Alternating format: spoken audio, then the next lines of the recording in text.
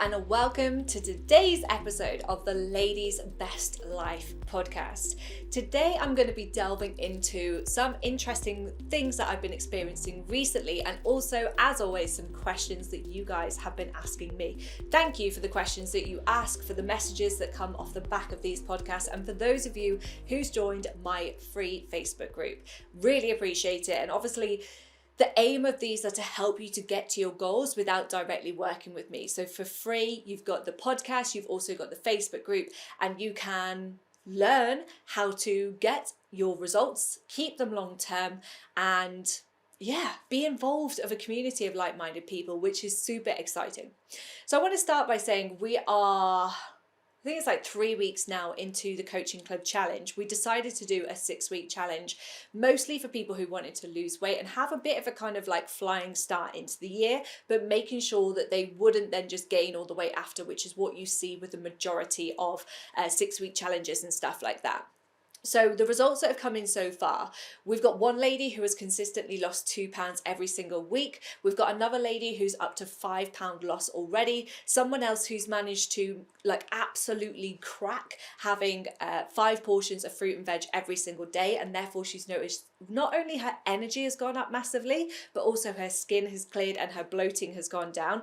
And another lady who's managed to finally add in the boundaries, even though she's been in Coaching Club for quite a while, to work out in her house 3 mornings a week without her children interrupting her.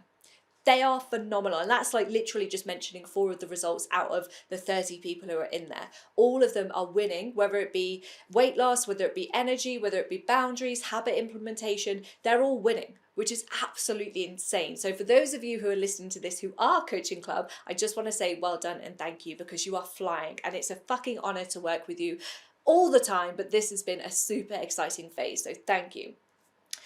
So I want to start today about accountability.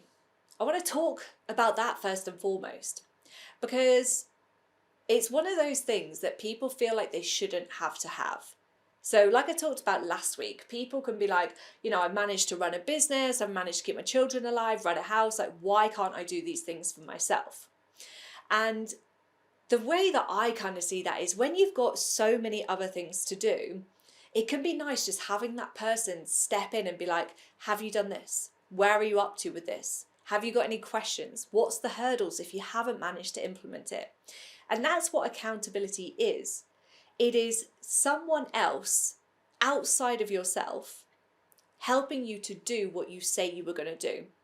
It is not beating you with a stick and going, come on, Sandra, you need to do this regardless of what's going on in life. It's not that, okay? Which I kind of what I used to be like as a PT, like you fucking do it or you don't. I'm really not understanding the whole bucket load of things that we have to factor in when running a business, dealing with families, running a house, all of this sort of stuff. It's about someone being your thinking partner to help you to get the results that you want. If you're not implementing, it's going, right, okay, so what happened? How can we learn from it? And most importantly, how can we navigate so that we can now get the results that you want? What do we need to change? What do we need to add in or remove? So that's accountability. Is someone in your corner thinking with you, holding up a mirror to you sometimes? So going, you said this last week and we're in the same problem again. Why is this? How can we overcome it? So sometimes it is a bit brutal. And for me, that's a style of coaching that I love. I don't want my mentors to be my friend in that moment. I want them to say everything with love and to be respectful, but I also want them to give me the harsh truths, because sometimes we can have blinkers on and we can't see the harsh truths ourselves. Sometimes we need those people to go, yo, can you see that this is happening? So it's for them to be thinking partners with us. It's for them to hold a mirror up to us. And it's for them to just check in and say, this thing you said you were going to do, where are we at? Are we at 80% completion? Are we at 100% completion? What do we need to do? Do we need to speed things up, slow things down? And it's so powerful. It actually blows my mind when I see people who are like, I shouldn't need to have you there for this. I've had so many people say to me like, I fucking should have this nailed by now. Says who? Just allow yourself and take that pressure off yourself to have someone in your corner to just check in. So how do we shift it across from external accountability to self-discipline. And the way that I think this works is time and consistency. Because what that then creates is habits. When something is habitual, like brushing your teeth in the morning, you don't need your mum watching over you saying, have you brushed your teeth yet? Because it's just what you do. And that's become like part of me now. So the way I eat, the way I drink water, I was about to say alcohol then, the way I drink water, the way I get my steps in, the way I train, it's all self-discipline. It is all habitual. And okay, I'm not as structured as some people in regards to 8 a.m. every day they go to the gym. I will allow my stuff to ebb and flow around my work schedule, but I make sure that those 3 workouts are in, and that is just routine. So there's a transition that has to happen, and you need consistency. So say, for example, it is workouts. You need consistency with external accountability to help you figure out the plan that works best for you. So the time that you're going to gym, the duration of it, what you're doing in the gym. You need that person there to help you to embed that habit. And then it's consistency and time. Overcoming any hurdles. So when you're poorly, when you go on holiday, when your motivation drops, all these different things. So you have someone helping you to advance your thinking and your behaviors so that then you embody that person. Not the person who's your coach, but basically the person that you want to become. And slowly but surely, those habits become second nature. And that's when people call it self-discipline, but it's just second nature. It is just what you do. You know, if you don't eat your 5 a day, you feel like shit, you can't go to the toilet the next day, you bloat, you blah, blah, blah, blah, blah, all these different things. So you're like, well, that's just what I do. It's not really an effort anymore. So it's a time and consistency thing. Yet people try and rush this process so much. I love, and I've said this a lot on this podcast, I love having people in my corner. I love having people that I can be like, this is what's going on. I'm struggling. Can you help me overcome it? Or I've got a thinking puzzle right now. Can you help me to explore it? It's so powerful because what it means is we actually progress quicker. We can make serious strides when we've got someone else there to soundboard. And this could be your partner. It could be your friend. It could be a coach. It could be a mentor. But it doesn't necessarily always need to be. The second point I wanted to speak about today is why environment is so powerful. And this is part of the reason why I'm kind of on the move at the minute to find an environment that I really thrive in. And I don't want to be in an environment where it's all about like do, and I end up burning myself out. I do that well enough in Shrewsbury. I need to look at finding an environment that serves both the masculine side of me and the feminine side of me, the doing and the being, because that's really important as well. But environment, there is that age-old quote, you are the product of the 5 people you spend most of your time with. And that is so true. And this is why people generally stay in coaching club long term, because they've got incredible friends and family around them, but that part of them that wants to get into the best shape, stay in the best shape, and then push on to do things like, you know, some people want to just continue to develop their kind of self-development side of things, so the mental side of things. Other people want to do marathons, like all these different things as well. But it's to be in that environment that's attuned to growth, that really promotes growth. Because the people around them probably aren't doing those things. And they maybe think they're a bit nuts for doing those things. And even the weight loss side of things, we've had people come in who they may only have like half a stone to lose, and all of their family and friends are barking on at them saying, you don't need to lose weight, what are you doing? But actually they just want people to understand that if that's what they want to do, that's cool. And let us help you, let us support you. And your environment is generally always stronger than your will. So if every Friday you go to the pub with your friends and you no longer want to do that and you no longer want to drink, there will be a time when the kids have annoyed you a little bit more than normal, work's been a little bit crazier, you said you weren't going to drink, but your environment, being in the pubs with your friends who are all drinking, who are all saying, reward yourself, you've had a tough week, is going to override your will of saying, I'm not going to drink. Environment is so powerful. So powerful. And I just want you to take a moment to reflect and look around you and think about your environment. Does your partner support where you want to go? Do your friends, are they aligned with it? Do you have a coach or a mentor? Are you part of a Facebook group that supports it? Because if not, like, don't blame yourself when things aren't really going in the direction that you want them to go in. Because your environment isn't set up for success. It's not set up to guide you in the direction that you want to go in. And that is so powerful. And nextly, I want to discuss with you why setting goals isn't enough. And this is something that I've always been really curious about. So for me, I am massive on human behavior. Why do we do what we do? It fascinates me.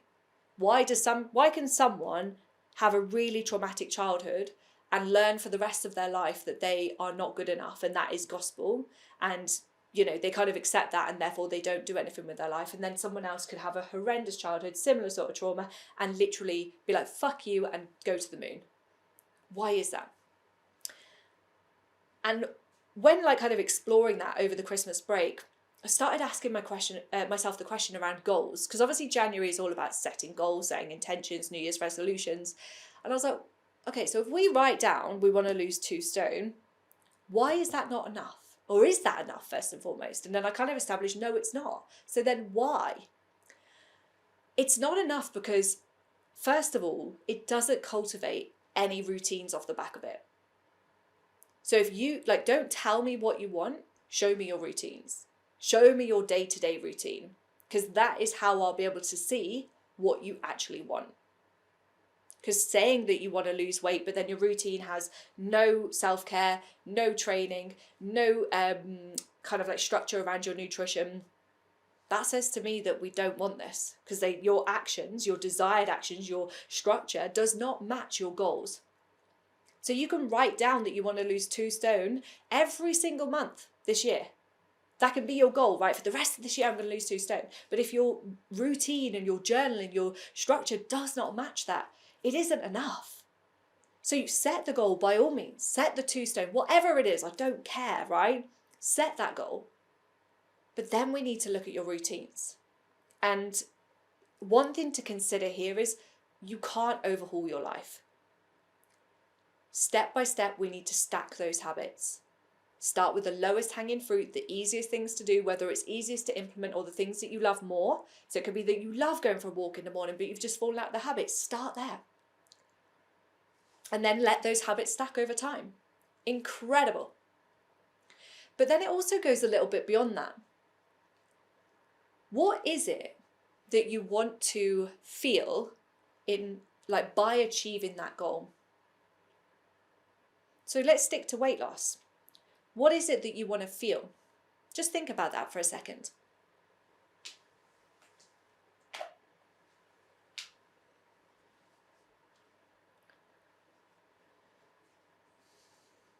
Do you want to feel more energy?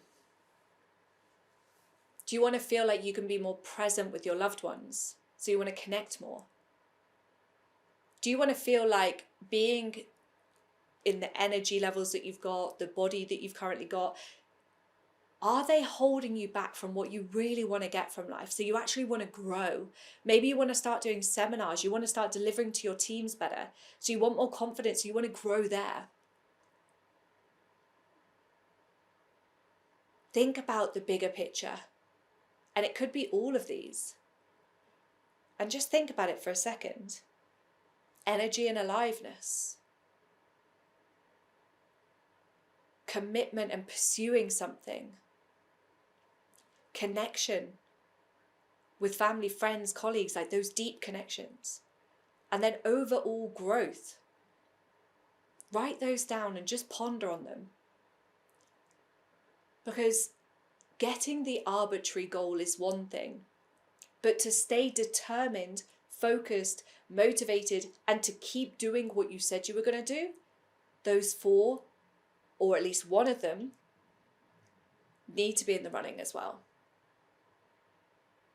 For the majority of women I work with, they don't have any energy. So the other things don't really come into their mind. Yes, they don't like the fact they snap at their children all the time, the fact that they scroll on their phone at work, so they're not really kind of committing to their work, like a project they used to be on. They were there, they were tenacious. So what is it for you?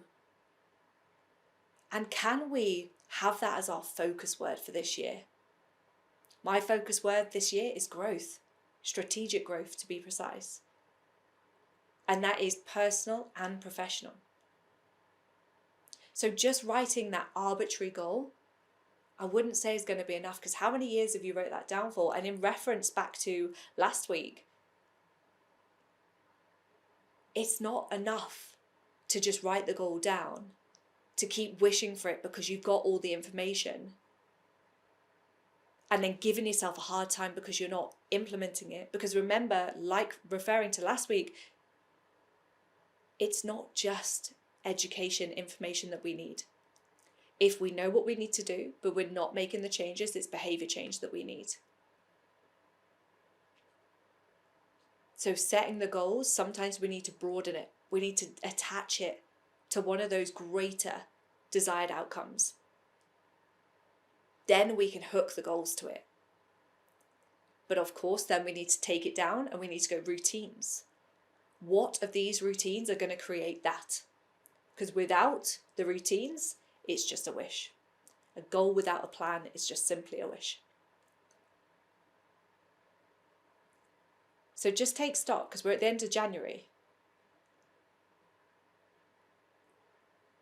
Do we have that in place? Because if not, your task off the back of this podcast is to go and do that. Routines, desires, goals. Then you can go right the way down to to-do lists and tasks. And I think this is quite a good question to wrap up with, that I want you to ask yourself and journal on. If I were to live the next 11 months like I have January, would I get to my desired outcomes? If I were to live the next 11 months like I have January, would I get to my desired outcomes? A fabulous question to ask yourself. Because if not, cool. Well done for being honest. What needs to change? Write a list. What habits and behaviors are not aligned? And if you have, cool. If you're saying, yes, I'm going to get there. If I do every other month like I have January, I'm going to get there. Cool. Write it down. What is your recipe for success? And then rinse and repeat. I hope you've enjoyed today's episode. I've absolutely loved it as always. Have an incredible rest of your day, and I will see you next week.